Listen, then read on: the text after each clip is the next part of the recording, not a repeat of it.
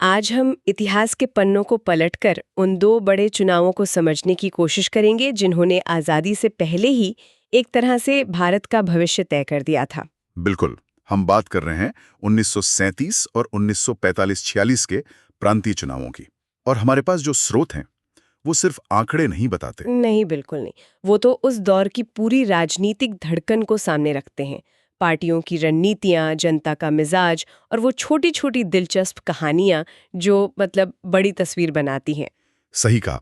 और हमारा मकसद यही है कि इन नतीजों के पीछे छिपे मतलब को समझा जाए। कैसे कांग्रेस से एक राष्ट्रीय शक्ति के तौर पर उभरी, मुस्लिम लीग की राजनीति ने कैसे करवट ली, और कैसे इन दो चुनावों के बीच के सिर्फ 9 सालों ने हिंदुस्तान की तकदीर लिख दी। तो चलिए इस कहानी की परतें खोलते हैं। और जो बात यहाँ सबसे फैसिनेटिंग है वो ये है कि ये चुनाव सिर्फ सत्ता की लड़ाई नहीं थी। ये भारत के भविष्य के लिए, आप कह सकते हैं, अलग अलग विचारों की लड़ाई थी। उस समय की सामाजिक चेतना का एक आईना। तो 1937 से शुरू करते हैं। कांग्रेस इस चुनाव में लगता है पूरे दमखम से उतरी थी। अप्रैल 1936 में सरदार पटेल की अध्यक्षता में एक पार्लियामेंट्री कमेटी बनी। हाँ, और उसमें राजेंद्र प्रसाद और गोविंद वल्लभ पंत जैसे बड़े बड़े नेता शामिल थे। तैयारी बहुत जोरदार थी। जोरदार से भी ज्यादा लगती है। उनका घोषणा पत्र देखिए, उसमें सिर्फ आजादी की बात नहीं थी बल्कि आम आदमी से जुड़े ठोस वादे थे। बिल्कुल। छुआछूत खत्म करना, किसानों का कर्ज और लगान कम करना, मजदूरों को यूनियन बनाने का हक देना और सारे राजनीतिक बंदियों को रिहा करना। ये वो मुद्दे थे जो सीधे लोगों की जिंदगी को छूते थे। और चुनाव प्रचार का भी एक बड़ा मजेदार किस्सा हमारे स्रोतों में है, मद्रास का। वहां के कांग्रेसी नेता एस सत्यमूर्ति ने लगभग 9000 मील का दौरा किया और एक नारा बहुत मशहूर हुआ, पीले बक्से और गांधी जी को वोट दो। ये पीले बक्से का क्या चक्कर था? और के चुनाव की एक बहुत ही दिलचस्प हकीकत है। देखिए, तब ज्यादातर आबादी पढ़ लिख नहीं सकती थी, तो पार्टियों को चुनाव चिन्हों के साथ अलग अलग रंग के बक्से दिए जाते थे। अच्छा। वोटरों को अपनी पर्ची अपनी पसंदीदा पार्टी के रंग वाले बक्से में डालनी होती थी और कांग्रेस को पीला रंग मिला था। अच्छा, और दक्षिण भारत में पीले रंग को तो शुभ भी माना जाता है ना? हाँ, बिल्कुल। तो ये सिर्फ एक चुनाव चिन्ह नहीं था, ये तो एक तरह की मनोवैज्ञानिक और सांस्कृतिक मार्केटिंग थी। शानदार। इसका असर जरूर पड़ा होगा। और सिर्फ यही नहीं, कांग्रेस के पास संसाधन भी थे। सेंट्रल पार्लियामेंट्री बोर्ड को बिरला परिवार से 5 लाख रुपए का चंदा मिला था। 5 लाख? उस जमाने में तो ये बहुत बड़ी रकम रही होगी। बहुत बड़ी।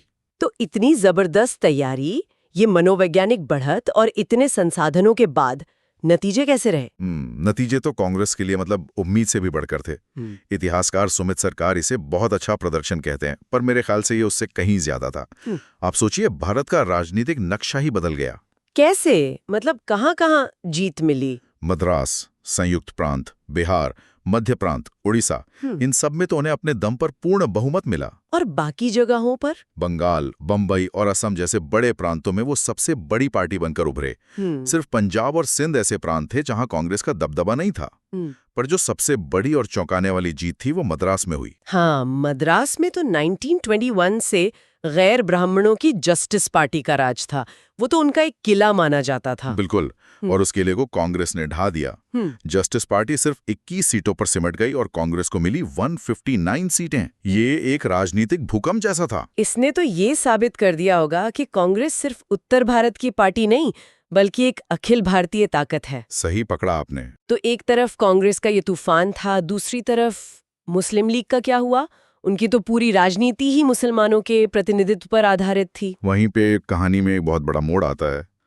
मुस्लिम लीग का प्रदर्शन बहुत ही निराशाजनक रहा। कितना निराशाजनक? मुसलमानों के लिए आरक्षित 482 सीटों में से उन्हें सिर्फ 109 सीटें मिलीं। बिहार, उड़ीसा और सिंध जैसे प्रांतों में तो उनका खाता तक नहीं खुला। एक मिनट, ये बात कुछ समझ नहीं आई। मुस्लिम लीग का पूरा आधार ही मुस्लिम राजनीति थी और वो मुस्लिम बहुल प्रांतों में ही बुरी तरह हार गई।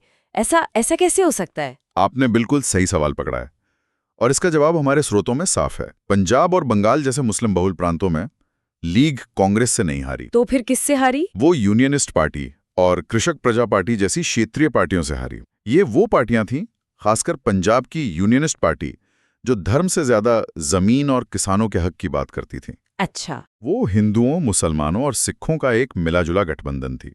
तो 1937 में आम मुस्लिम वोटर के लिए मुद्दा धर्म नहीं बल्कि उसकी रोजी रोटी और जमीन थी। तो मतलब चुनाव जीतने के बाद कांग्रेस के सामने ये सवाल आया होगा कि सरकार बनाए या नहीं, क्योंकि एक तरफ तो वो 1935 के कानून का विरोध कर रहे थे और दूसरी तरफ उसी कानून के तहत सत्ता में आना था। हाँ बिल्कुल, पार्टी में इस पर जबरदस्त बहस हुई। नेहरू और बोस जैसे समाजवादी नेता तो सरकार बनाने के सख्त खिलाफ थे।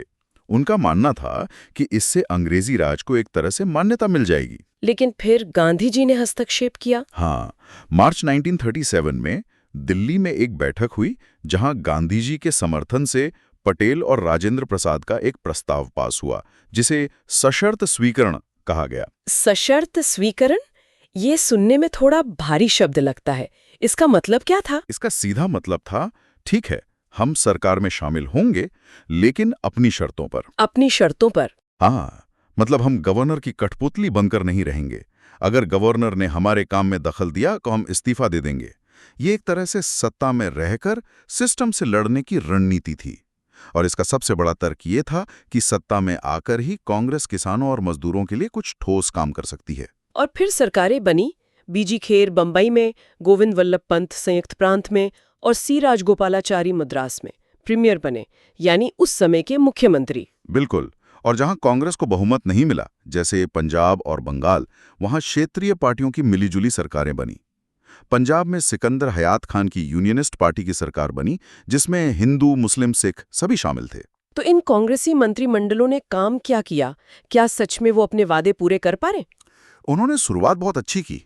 सबसे बड़ा काम था राजनीतिक बंदियों की रिहाई। चौरी चौरा, मोपला विद्रोह और यहां तक कि काकोरी कांड के कुछ क्रांतिकारियों को भी रिहा किया गया। ये तो एक बहुत बड़ा संदेश था कि अब सरकार का रवैया बदल गया है। हाँ, पर अंग्रेजी हुकूमत को ये कहाँ पसंद आया होगा? जाहिर सी बात है। बिल्कुल। यहीं पर पहला बड़ा टकराव हुआ। गवर्नर जनरल ने 1935 के अधिनियम की एक खास धारा 126 का इस्तेमाल किया और उन्होंने गवर्नरों को आदेश दिया कि वो मंत्रियों की सलाह को नजरअंदाज करें और कैदियों की रिहाई रोक दें। और जब संयुक्त प्रांत और बिहार में ऐसा हुआ तो 15 फरवरी को दोनों मुख्यमंत्रियों ने इस्तीफा दे दिया। ये तो बहुत बड़ा कदम था। बहुत बड़ा। इसने ये साबित कर दिया कि कांग्रेस की सरकारें सिर्फ नाम के लिए नहीं है, वो अपनी स्वायत्तता के लिए लड़ने को और सत्ता छोड़ने को भी तैयार थीं।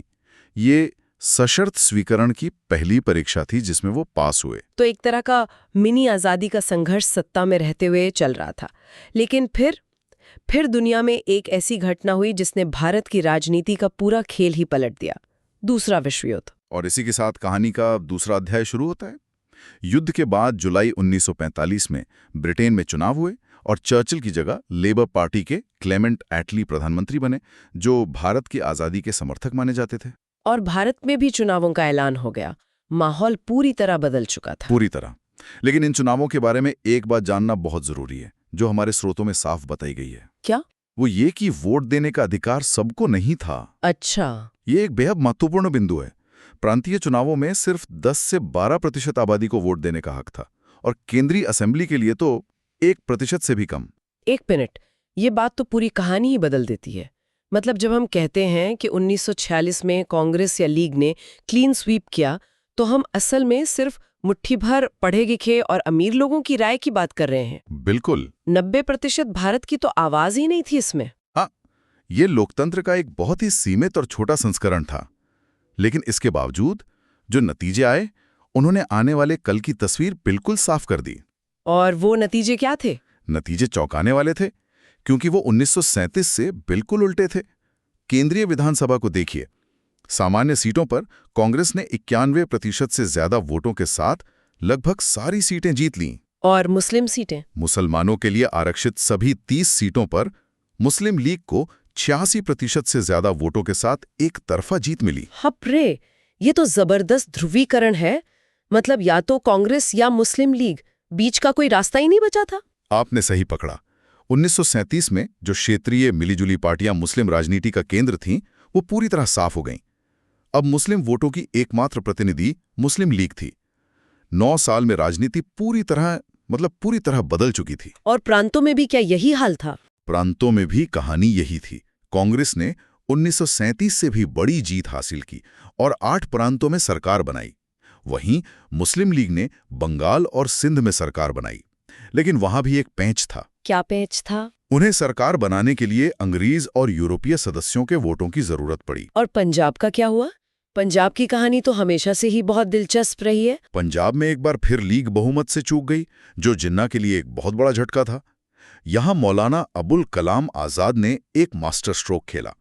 उन्होंने यूनियनिस्ट पार्टी के नेता खिजर हयात खां को कांग्रेस और अकालियों का समर्थन दिलवाकर एक गठबंधन सरकार बनवा दी। तो मुस्लिम बहुल प्रांत होने के बावजूद पंजाब में मुस्लिम लीग की सरकार नहीं बन पाई। नहीं बन पाई। इस पूरे चुनाव में एक और अनोखी बात का जिक्र है।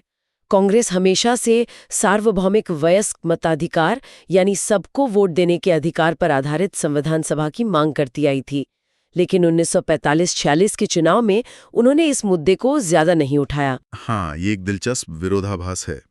उस समय सिर्फ कम्युनिस्ट पार्टी ही थी जो जोर शोर से ये मांग उठा रही थी। पीसी जोशी का एक मशहूर पर्चा था जिसका नारा था कि सत्ता का हस्तांतरण सार्वभौमिक मताधिकार से चुनी गई संविधान सभाओं को होना चाहिए। शायद कांग्रेस का ध्यान उस वक्त सत्ता हस्तांतरण की बातचीत पर ज्यादा था। और एक आखिरी दिलचस्प किस्सा, 1946 में जीवी मावलंकर केंद्रीय असेंबली के अध्यक्ष चुने गए और वो पहले स्पीकर बने जिन्होंने सदन की अध्यक्षता पारंपरिक अंग्रेजी विग की जगह गांधी टोपी पहनकर की। हाँ, और ये सिर्फ पहनावे का बदलाव नहीं था, ये एक बहुत बड़ा सांकेतिक और शक्तिशाली बदलाव था। अरे वाह, ये तो कमाल का विजुअल है। एक तरफ ब्रिटिश साम्राज्य का वो भारी भरकम बनावटी विग और दूसरी तरफ भारत के आम आदमी की गांधी टोपी। बिल्कुल, वो विग ब्रिटिश साम्राज्य का प्रतीक थी और गांधी टोपी भारतीय राष्ट्रवाद और आने वाली आजादी का। ये एक ऐलान था कि अब सत्ता का केंद्र बदल रहा है और उस पर भारतीयता की छाप लग रही है। 1937 का चुनाव एक मिले जुले भारत की कहानी कहता है, जहां मुद्दे क्षेत्रीय थे, किसानी से जुड़े थे। और 1946 का चुनाव एक बटेर भारत की कहानी कहता है, जहां पहचान का सबसे बड़ा आधार धर्म बन चुका था। मतलब 1937 में उम्मीद थी कि एक मिला जुला भारत बन सकता है, पर 1946 आते आते लगता है ट्रेन पटरी से उतर चुकी थी। और यही बात हमें उस सबसे बड़े सवाल पर लाकर छोड़ देती है जिस पर आज भी बहस होती है। हाँ, कि 1946 के नतीजों के बाद जब कांग्रेस और मुस्लिम लीग के बीच खाई इतनी गहरी हो चुकी थी, क्या उस ट्रेन को पटरी पर वापस लाने का कोई रास्ता बचा था? क्या कोई ऐसा राजनीतिक समाधान संभव था जो बंटवारे को टाल सकता, या तब तक बहुत देर हो चुकी थी? ये एक ऐसा सवाल है जो इतिहास हमें सोचने के लिए देता है।